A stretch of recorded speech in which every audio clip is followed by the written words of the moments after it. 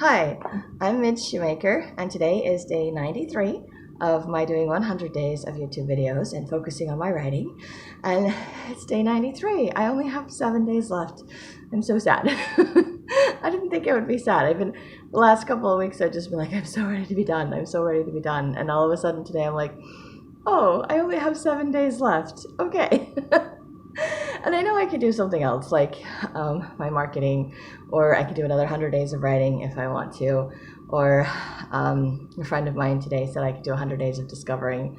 And I thought that was a really cool idea to just kind of, what am I going to discover today?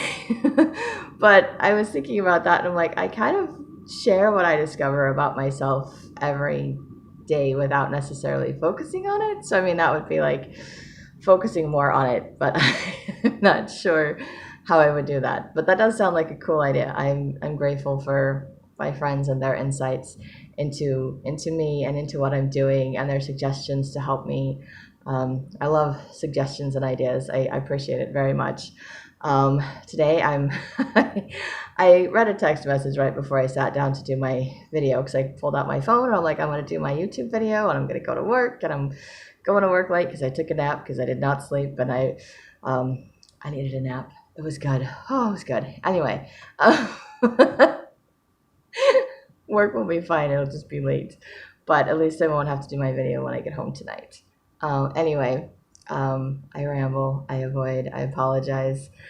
I got a text message. So yesterday, I did not mention in this video, and I'm not entirely sure how to phrase this because I try not to mention my friends by name. And I have lots of friends who apparently have the first letter that starts with B. So one of my writing group friends, people, her name starts with B. I asked her if she would be willing to review Recognizing God's Hands in My Life for me, because I've decided that I want to have it like reviewed, not beta read, not like reviewed as in giving a review or a report saying I liked the book or didn't like the book like you would for I guess critiqued would be the better word.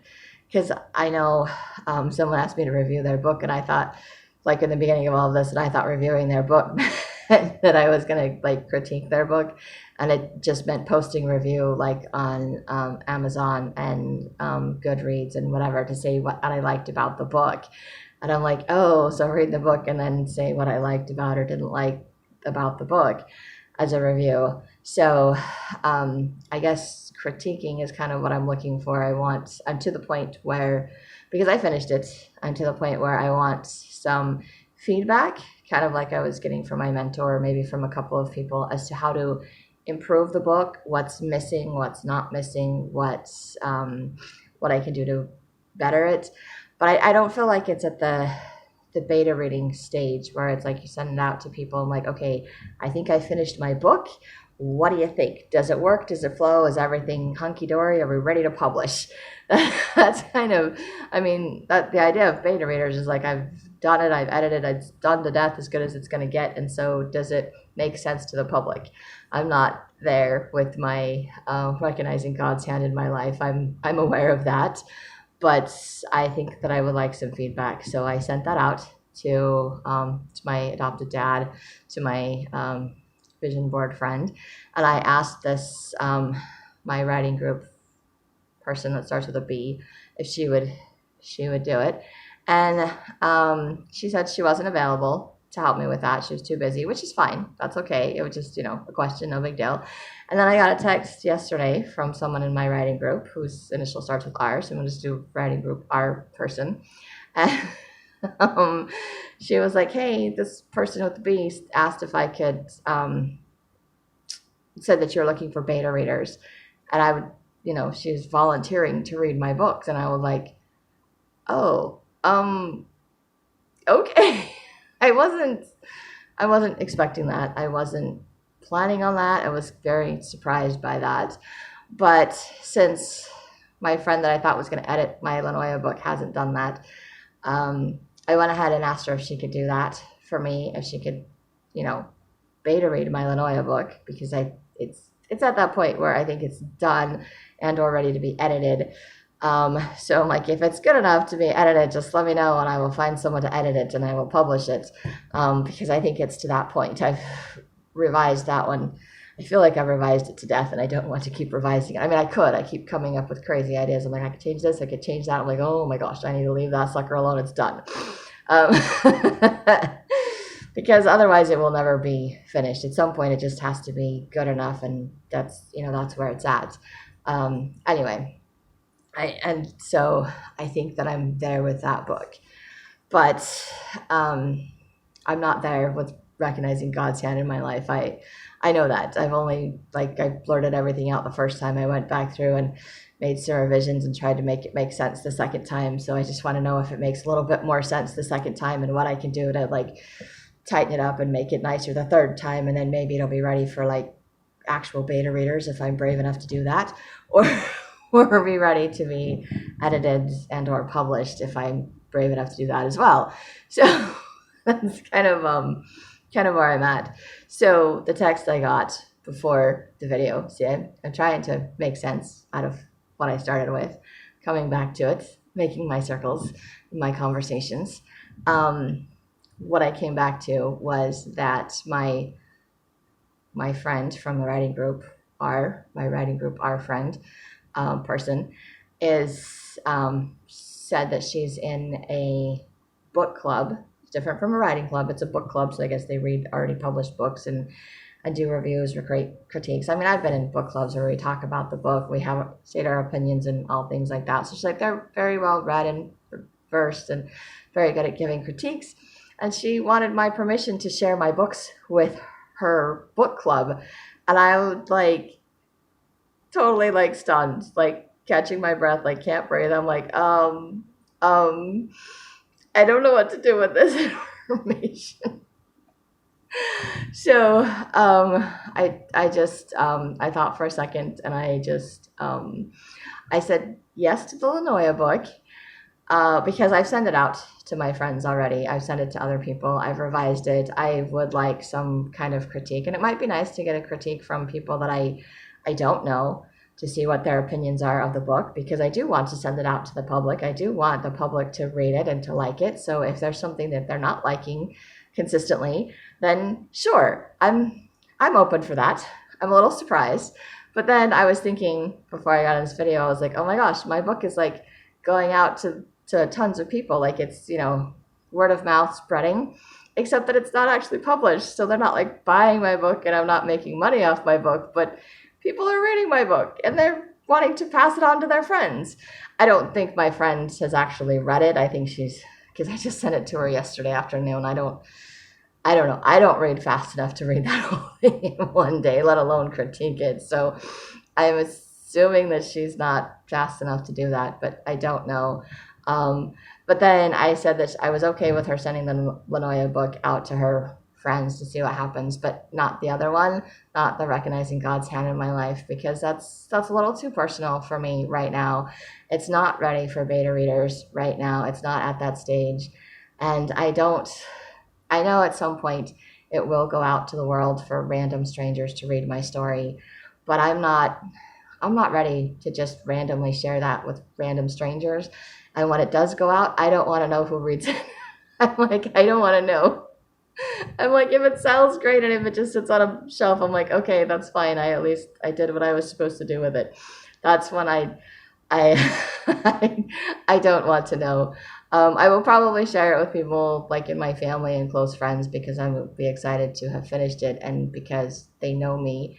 But it's not something that I'm just want to let random strangers read right now. So I was kind of taken aback by that one. So I was like, okay, I can do this. I can breathe. I was talking to my vision board friend today and realizing that I am trying to figure out how I feel, but I don't know the words to express my emotions. So I'm saying I'm stunned and I can't breathe. I'm hoping that's the right word. I'm in a state of shock that someone would want to do that, or that my books are going out. I'm kind of elated at the idea that other people are wanting to share my books and read my books. And I'm like, cool. And this is just the beta reading stage. Wait until they get to the published stage.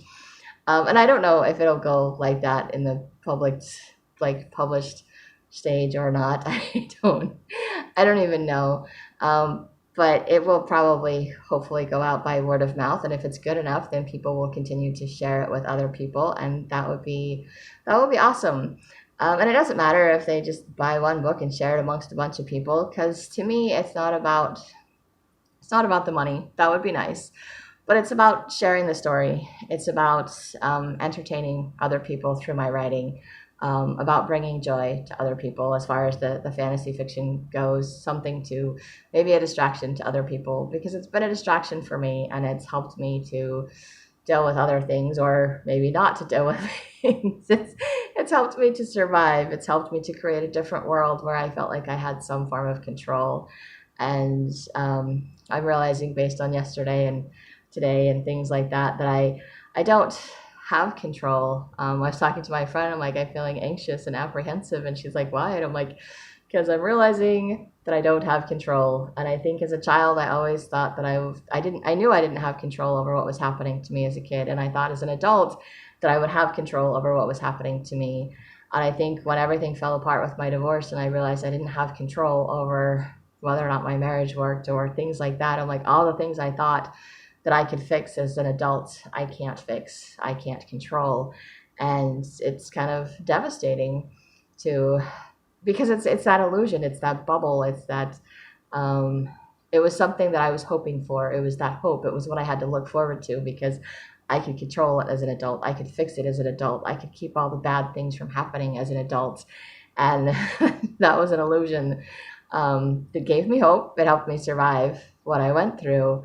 But that illusion bubble has been burst, and I'm having a hard time figuring out what I'm hoping for, what I'm looking forward to, and realizing I have lots to look forward to. I have my books that I'm working on, that I'm writing. I have these videos. I know that God is guiding me in a positive direction to help me to heal and to be happy and to allow myself to grieve and to learn about all of my feelings and to give them names. And I think a lot of my confusion, a lot of my struggle has been that I don't know what to call what I'm feeling.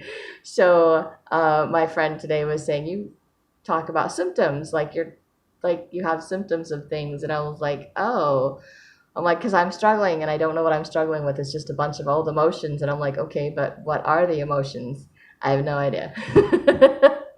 But if I don't know what they are, if I can't name them, how am I supposed to face them? How am I supposed to process them?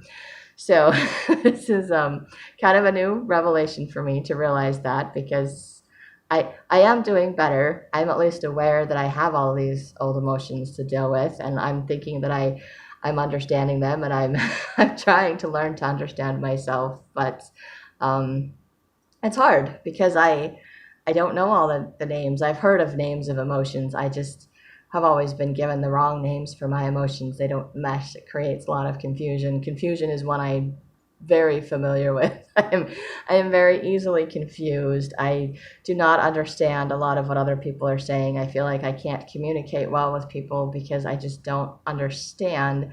And I think a lot of that stems from growing up and saying one thing and being told the complete opposite, or having the same response given back to me even though I'm saying I don't understand, and there's not a different explanation. It's just like, oh, but I knew you would understand, so it's okay. And I'm like, I'm confused. that is that is probably a lot of my life, and when I'm stuck in a state of confusion, it's hard to figure out where to go. And so the old confusion confuses me in my current direction that I'm going. So it's like I'm not confused about what I'm doing now. It's just I'm anxious about what I'm doing now. There's kind of that excitement towards what it's going to be when I get my books published, and there's that anxiety of how people are going to respond to my books. It's that I'm sharing something personal. It's emotional. It's it's a lot of that too. So, but I'm kind of excited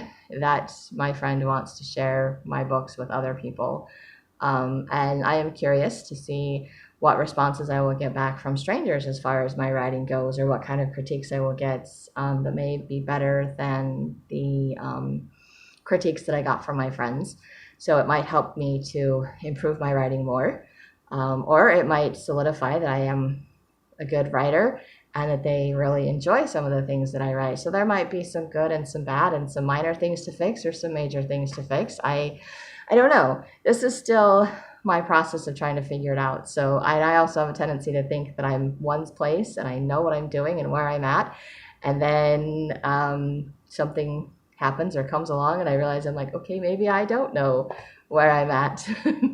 Maybe I can't do what I thought I could do. Especially with like my trying to do a schedule. I'm like, there are things that I can do every single day, but every single day is going to be a little bit different. And I need to take the time every day to figure out what I'm going to do for the day and if it's going to be possible or not. And I know with all things are possible with God's help.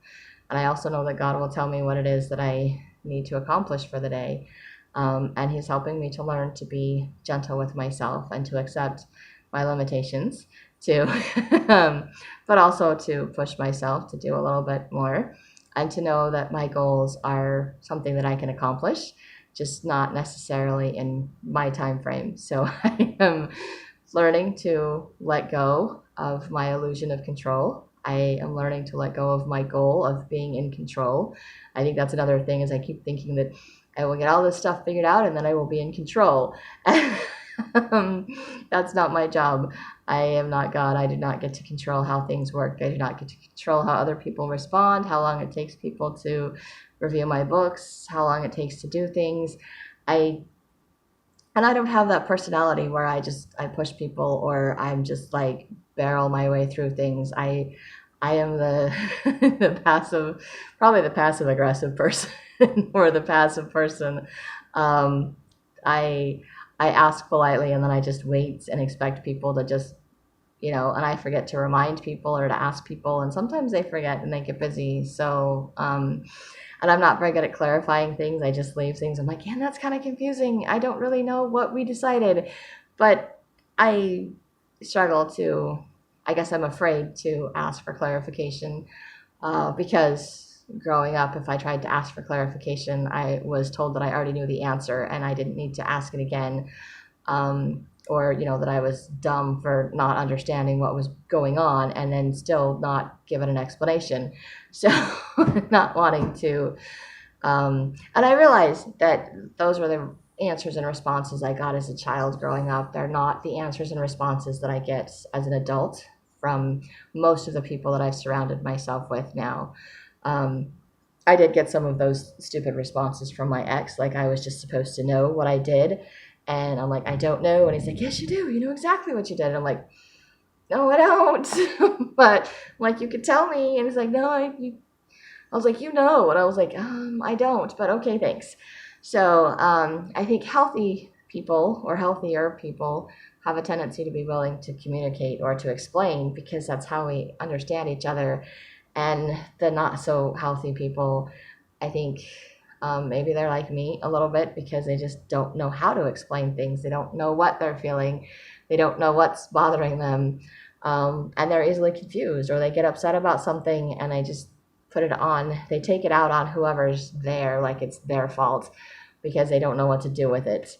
And I got a lot of that in my life. But somehow I have a lot of compassion for these people in spite of um, the the trauma that it may have caused me or the confusion that it has left me with. So, but I'm grateful for that because it allows me to forgive them. It allows me to let go of the hurts and the pain, and to move forward in my life, which is what I want to do because I don't need to keep holding on to all of that hurt and that confusion. And I can I can see that as I start to see myself clearly and how messed up and confused I am, and I may have manipulated things unintentionally, or that I don't communicate things clearly. Maybe they didn't understand me any better than I understood them. So maybe they were just as confused, or maybe they thought they'd explained something and I just didn't understand. So there's a lot of that. So I'm grateful I can allow for the wiggle room, but at the same time, I'm grateful also to know that I don't have to go back to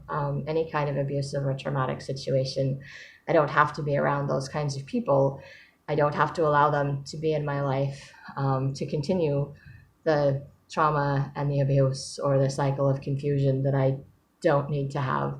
But it's a learning process for me, and I maybe the rest of my life's trying to figure out how I'm feeling, figuring out what feelings are, what to do with feelings. But I'm trying not to be afraid of them. I'm trying not to feel overwhelmed by them, which I think are symptoms. I think that afraid is a feeling, but I think it's also a symptom. Or the overwhelmed, like I constantly feel overwhelmed because I just don't know what to do with all of it. And it feels like it's so much because I just stuck it in a corner my whole life. I'm like, where they say just put it on the back burner, put it in the back of your mind and you deal with it later. I'm like, I've done that with just about every emotion that's ever happened in my life because I wasn't allowed, because I didn't know how to process it and I wasn't in a safe place to do it growing up. And now I'm in a safe place and it's all there. And I was like, what do I do with it? So I don't even know why I'm talking about all of this. It's just, it's all the things that I'm learning. And I'm hoping that by sharing what I'm learning, that anyone else that's struggled with the confusion or not being able to figure out emotions, that this can help you as well. And it's also kind of helping me to figure out how I'm feeling with the idea of my books going out to random strangers. And it's exciting. I'm like, this is kind of cool. Other people are reading my book. Like, hey, it's a really good book. They want to share it. I'm hoping it's because it's a really good book and they want to share it, and not just because my friend is just trying to help me out because she thinks, the more opinions I get, the better I can do as far as my writing goes. So I'm not really sure. It's probably a little bit of both of that, but we'll see what happens with my book. I may end up doing some more revisions on Lanoya when I get some critiques back. I don't know. I will have to share that when I get responses, which I have no idea when that's going to be. Probably not in the next 7 days, so which is when I'm done with my 100 days of writing. And then I either need to move on to my 100 days of marketing or onto something else for 100 days. But I did. So, I didn't just start my video because I didn't do writing. I did write tonight. I opened up my my book, The Wise One, and I read through an old chapter that I had written. And I read my little notes. It was at the notes at the bottom, so my little notes as to what I wanted the chapter to be. And then I read through what the chapter was. And, and the funny thing is I was going through and trying to fix everything in the chapter, even though I ended up rewriting the whole thing. So I'm just like, I'm a dork. But I started putting in the language that I'm creating. I haven't fully created the whole language, but I think I've created like the alphabet and the words. So it's just gonna kind of, and yeah, so I've created that part, the beginning of it, the language. And so then I can just kind of make up the rest of the words as I go, because I'm like, oh, this is the word, these are the letters of the alphabet. This is how this word comes out. So I know some of the words that are just fun to say, but, I'm like thinking of intelligent, which is like understand, I think, if I remember correctly. I like that word. It's just fun to say. Anyway, I'm making up words, but I realized that for this book, it's not important to put the made up words in the book because, there's a few of them that I put in there just because. But I was using all of the titles as the made-up language, and I was like, okay, that is the language that they speak, but I can write the book totally English. It's not until they actually interact with another kingdom much later that there has to be a difference between the two languages, and at which point it would be more the interpretation of, so it would be like her saying something in her language, and then I would, and then someone translating it to someone else, or one of the brothers speaking it or hearing it or learning it or something. And then way in the future, I have a character that actually speaks both languages. So she always says the one and then repeats it in the other one. So it always comes out that you can understand what she's saying, which I think is kind of cool. My sister liked that idea too. She thought it was fun. So I definitely have not got to that part yet. And obviously in my head, it's mostly in English because I don't actually speak any other language. So it's just the idea of two different languages. But until they actually collide in my books in the series, there's not really a point to write them, I don't think. I mean, I can hint at them. I can say something like how they express like the words that they say. Because I think for like, instead of daddy, they say like pape or something like that, or mame instead of mommy. And so those are like when they're actually talking and having conversation, because they're little kids, that they can say that in the book and it works. But as far as like saying mother and father, they don't need to have the formal, the language for that. So I'm not putting it in there yet. I don't think. No, I'm not putting it in there. Anyway. But I had all these words in there. And the funny thing is I looked at the words and I'm like, I knew the pronunciations and I knew what they meant as I'm reading them. And I was like, but I'm trying to like delete them and put in the right words. And yeah. So anyway, I went through all the trouble to fix them. But thankfully I didn't go through and like fix the paragraphs, because I literally just, I didn't separate different paragraphs for each different person that was speaking, because that's how I initially started writing, and I didn't remember or think about that you need to separate for each person that's speaking, so it's less confusing to the reader. So I read through it. I'm like, I totally got it. It didn't confuse me because there's only like 2 or 3 characters, so it wasn't that big of a deal to me. But I was like, okay, I know I need to do that. And of course, it was all double spaced too. I don't remember why I double spaced my writing, but it was all double spaced. So I took the last paragraph because I liked it to start the chapter with instead of the whole chapter. And then I ended up, I deleted the spacing and stuff like that. And then I started trying to corrected the little tiny little things in there, and I basically ended up rewriting the entire because I did a lot of showing. I mean, I did a lot of telling instead of showing the emotion, showing the expression. So instead of her thinking the thoughts and just this is what she's thinking, I said she was thinking about this, she was thinking about that, and so that I changed it to the actual thoughts in her head, like her words. So I did some of that tonight. And then it was so cool because, I mean, it was probably like half a page. I wrote like half a page. But then I was so excited. I was so proud of myself because I actually worked on one of my books. And I was like, yay, I worked on one of my books. I'm so excited for myself. And then I get on my video and I'm like, oh, I only have 7 days left to do this. So I'm just like, oh. So again, I know that I'm all over the place. And I'm all over the place because I'm learning what all of my different emotions are. I'm learning that I have lots of different emotions. They have lots of different names. And that I get excited about lots of different things, that I can be proud of myself, that I can celebrate my little successes. Also that I have a tendency to get, I think, overexcited or project a little too much in my life as to where things are going to go. But I did kind of like the little idea of other people reading my books. I'm like, okay, because it made me feel good. It made me feel excited that other people would be reading my books. It made, for the Lanoya book anyway, the fantasy fiction books, I'm excited about that. Nervous, very nervous about sharing the Recognizing God's Hand in My Life book. So I was like, okay. And I'm grateful I could distinguish betwixt the two, and that I could set a boundary and say, yes, okay, share the one. I'm a little apprehensive, but excited. So I think that's a good idea, and not the other one because I'm too freaked out about that, and I'm so not ready for that.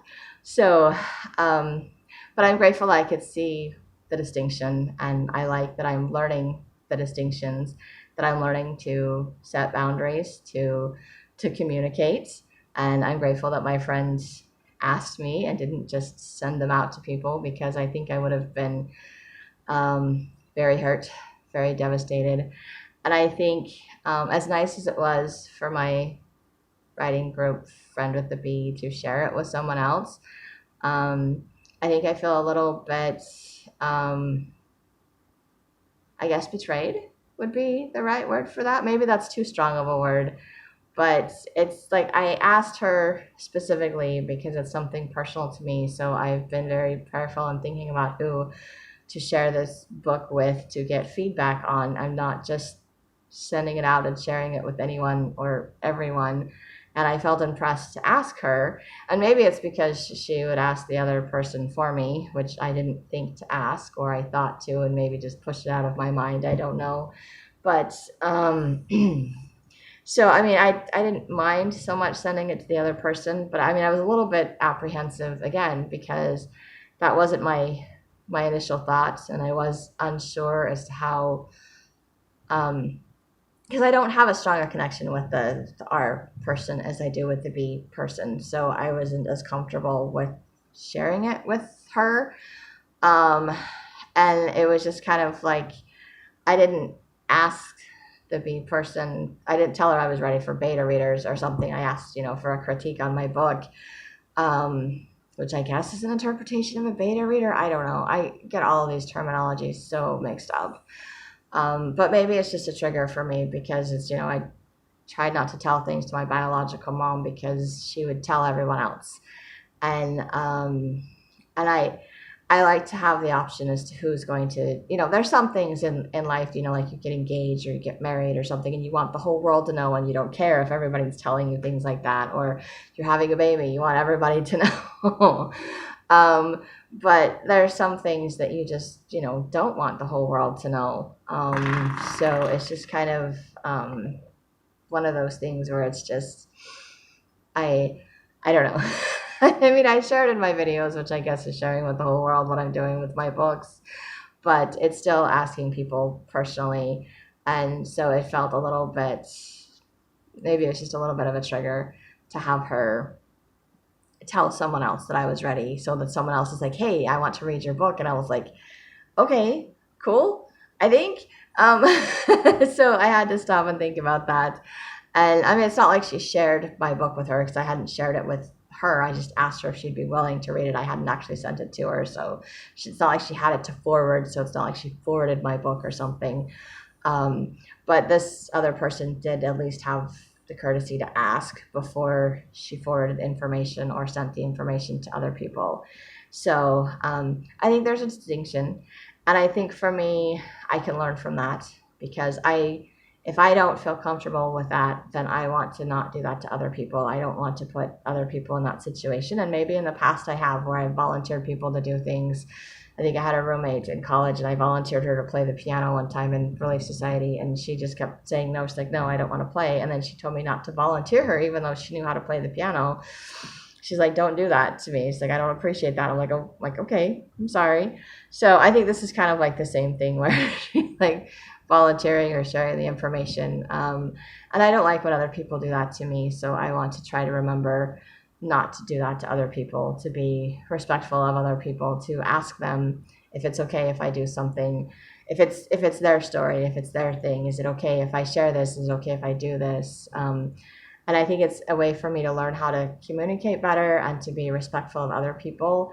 And I'm hoping, as I do that for them, that they'll do that in turn with me. So it's, I'm grateful to be able to see the distinction, and to learn that I don't have to be offended by it. It's just this person's personality. So maybe I will remember in the future to be careful about what I ask for or what I share, because I know in our writing groups we don't share what other people are writing about, and she shared it with someone else that's in the writing group. She didn't share it outside the writing group, and she didn't say what I was writing. She just said that I had something ready to be beta read or something. So it's not, she didn't go into like full on details, and like I said, she didn't have my book to forward to other people.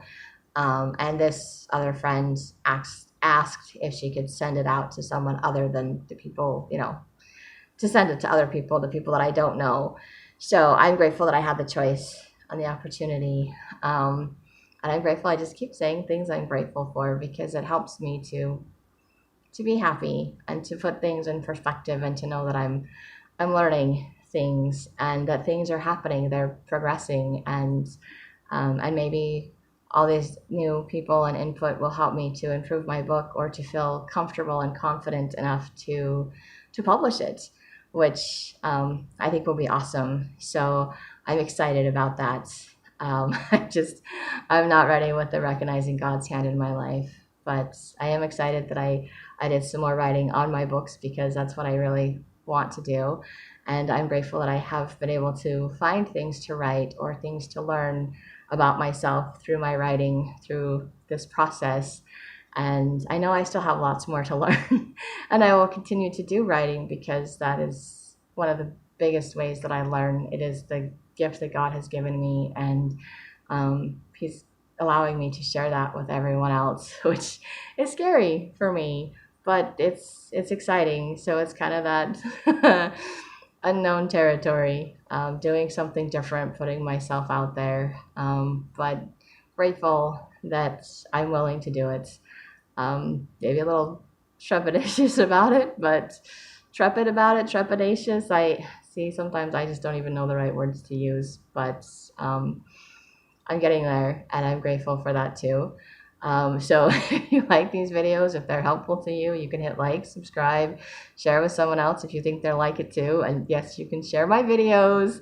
And when my books are published, you can share my books. I'm just apprehensive because I'm in the process of the other ones, and it is because recognizing God's hand in my life is a personal book to me. It's If it had been the Lenoya book, I don't think, the fantasy versions, I don't think it would have bothered me at all that she offered it to someone else to beta read, or told someone else that I was looking for beta readers. I think it's just because it's the book that's more personal, because it is talking about my trauma, it is talking about my spiritual experiences, it is seeing how God has been there in my life. And because I've written that, it's helped me to continue to see how God is in my life on a daily basis. And I get to share that in these videos. And yes, it means that you get to share it with other people too, which which does also make me a little bit apprehensive, because I don't know who's going to see these when I send them out. But I think I'm a little bit more mentally prepared for anyone watching these videos to go out to random strangers. I'm hoping I'm a little bit more mentally prepared. And I think it just makes me grateful that I don't have a ton of followers right now, or a ton of views, because I think if I had too many, I would freak out too bad and I just would stop. So at some point in my life, I may get over all of my apprehensions and I will be perfectly okay with all of this, I hope. Maybe I never will be. Maybe I will always be that little shy person and just a little bit apprehensive of what other people think or what other people are going to do with what I have to share. But I know that I'm creating these videos in hopes that it's helping other people to know that you're not alone, that there's a way up, that there's a way out, that there is hope through the Savior. And just sharing my process so that you know that there is a process, someone else that's gone through it before, someone else that's going through the same things, something you can relate to, something you can try, see what works for you. It may be different than what works for me. So I feel like it's a good thing to share, but I'm also, I guess, and maybe I should be more grateful that my friend wants to share my book and be open to more reviews and insights. It's just that that book is about me personally. It's not a metaphor of my life. It's not parts of me that are in my character that if you don't actually know me, you won't actually know that it has anything to do with me. It's not the fantasy version of everything. It's the real version. It's the everything version. So, but I do realize the whole goal is to actually share it with the world. So I should probably be flattered and a little bit more open to that. But I know that like I said, I'm trepidatious. I'm a little bit fearful. I have a lot of anxiety. I am building up to sending it out, and I know that it probably needs some more revision. So I'm just gonna wait for the feedback and then make a few more revisions, and then maybe I will be ready to share it with the world. But I think in sharing it as a book that goes out, just like in sharing these videos, I'm not expecting a whole lot of feedback from that. I'm not expecting people to tell me what I need to fix or what I did right or what I did wrong. I'm just like, this is who I am. This is what I did. Take it or leave it. That's the whole point. But in sending it to beta readers and sending it to other people, I'm expecting feedback, criticism, positive, negative, just ideas on how to make it better, to improve it, things that make sense, things that don't make sense, simple things like that. But it's, I don't really want people I don't know critiquing my writing on my personal life. And I know they're just critiquing my writing. They're not critiquing me as a person or my life. They're just critiquing the writing. But I don't want that for my recognizing God's hand in my life. I mean, I do want it from people I know that I'm comfortable with. I just don't want that from other people, strangers. So when it goes out as a book, I think it will be okay because it will be going, because you'll just be reading it. It's not out there to be critiqued. I'm sure people may critique it anyway, but I don't have to hear about the critiques. I don't have to get the feedback. I don't have to know what people think about my book once it goes out. But if it's going out to beta readers, I will know the responses. I will know what people think. So that makes it a little bit more personal. I don't know if that makes any sense, but that's how I'm feeling. But again, if you want to share my videos, you can share them because again, they're done. I'm not going to edit them. I'm not going to change them. I have no control over what you think about me, but it's just me and I'm out there and I'm done. So, I mean, I guess you could comment, you can make something and say, hey, I like this, or no, I don't like this, and I have no control over your opinion, but I'm also not going to go back and change my videos based on other people's opinions. Whereas in the process of writing before it's published, I will change some things because I'm trying to make it something that people would want to read or something that flows for other people. So it's kind of that, that sort of a thing. So that is kind of my apprehension, and maybe that's why I'm giving myself a little bit of a headache. I'm freaking out a little bit about moving forward with my book and sharing it with people and their feedback. I need to get to where I can accept that.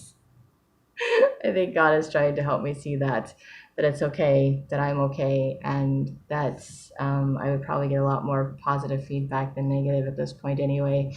I hope that's my hope, but I don't know. Sometimes I think I'm way better than I am, and sometimes I think I'm way worse than I am.